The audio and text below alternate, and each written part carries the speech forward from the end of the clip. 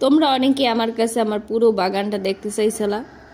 একটা একটা গাছ ধরে দেখাইতে গেলে অনেক সময় লাগে, আর টিকটকে এত বড় ভিডিও আপলোড দেওয়া যায় না। এর আগেও যখন বাগান ট্যুরের ভিডিওটা দিয়েছিলাম তখন আটকে দিয়েছিল। তো এই যে তোমাকে আডার উপরে দিয়ে দেখাইতে আসি যে কি কি গাছ আছে। এখন আমি জানি তোমরা মোটামুটি টুকটাক জানো কোনটা কোন ফুল গাছ। আমি মূলত চেষ্টা করছি একদম ছাদের চারপাশ দিয়ে ফুল গাছগুলো রাখার।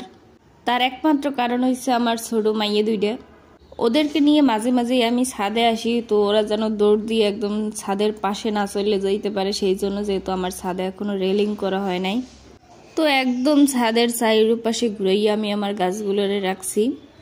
গাছগুলোর চেহারা কয়েকদিন আগে ভালোই আসলে, কিন্তু এই যে বৃষ্টি টিষ্টি হওয়ার পর মানে শিলে বৃষ্টি যে হয়েছিল তারপর গাছগুলো কেমন কেমন হয়ে গেছে, পাতা পোতা সব ছিঁড়ে গেছে। টুকটাক মোটামুটি আবার নতুন পাতা গজাচ্ছে। তার আগেই তোমাদেরকে আমি আমার বাগানের ট্যুর দিয়ে দিলাম। তোমরা বলতে পারো একদম জিরো বাজেটের আমার ছাদ বাগান, তেমন কোনো এক্সপেন্সিভ কিছু এখানে নাই, একদম সাদামাটা। আমি হয়েছি যে ইনকাম ছাড়া ছাদ বাগানই, টাকা পয়সা নাই মোটেও ওদের ছাদ বাগান করার ইচ্ছা। এই হয়েছে যে আমার পর্তুলিকাগুলা, আরও অনেক জায়গায় পর্তুলিকা লাগাইছি, তা তোমাদেরকে আরেকটা ভিডিওতে বলবো।